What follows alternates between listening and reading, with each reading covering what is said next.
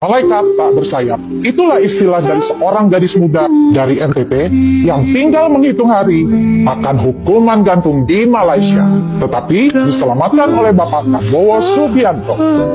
Mari kita ungkap semuanya di sini dari sosok seorang Prabowo Subianto.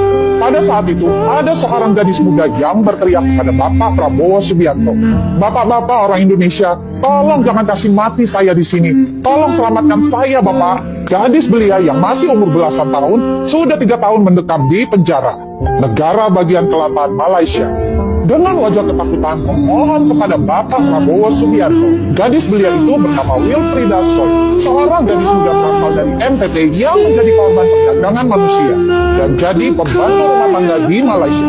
Padahal belum cukup umur, dia ditangkap dan ditahan karena terpaksa harus membunuh majikan, serta divonis hukuman mati, tinggal menunggu 9 hari menuju tiang gantungan. Dalam situasi seperti itu, Pak Prabowo sampai meneteskan air mata karena diminta bantuannya untuk menyelamatkan nyawa Wilfrida yang sudah di ujung kerongkongan. Wilfrida juga meminta dibelikan sabun odol dan sikat gigi. Permintaan yang sangat sederhana tapi sangat menggugah jiwa beliau, yang memang sangat peka terhadap penderitaan rakyat jelata.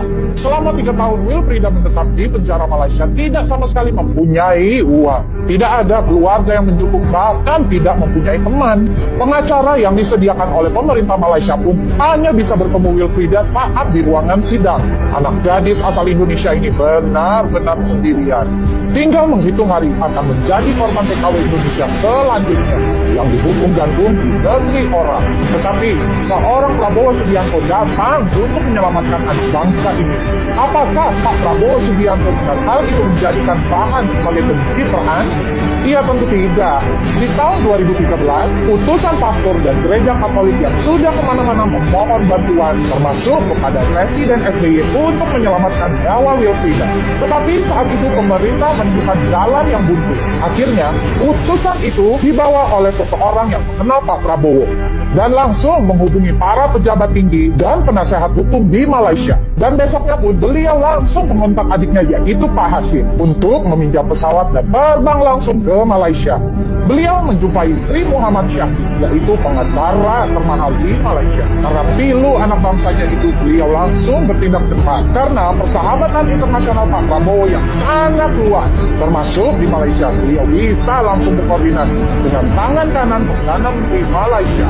Publik Malaysia pun langsung heboh karena Wilfrida didampingi pengacara melas istana. Sayangnya orang ini bernama Prabowo Subianto, orang yang selalu membantu penuh dengan keikhlasan tanpa butuh berita.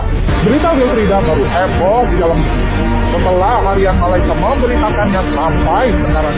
Sepertinya banyak anak bangsa ini yang tidak tahu kalau Pak Prabowo Subianto membantu sudah mengeluarkan uang pribadi sampai dengan $1 juta atau 15 miliar di waktu itu untuk membebaskan Wilfrida. Pertanyaannya, adakah kita pernah mendengar satu orang saja dari pejabat kita atau tokoh politik di negeri ini yang seikhlas beliau?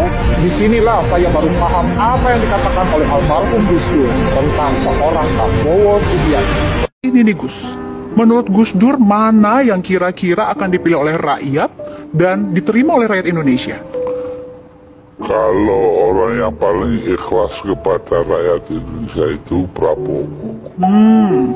Ikhlasnya seperti apa Gus? Nah, ya banyak lah yang dia bikin itu menunjukkan betapa dia ikhlas betul kepada rakyat Indonesia. Yang lain tidak ikhlas? Ya gak tahu. Iya.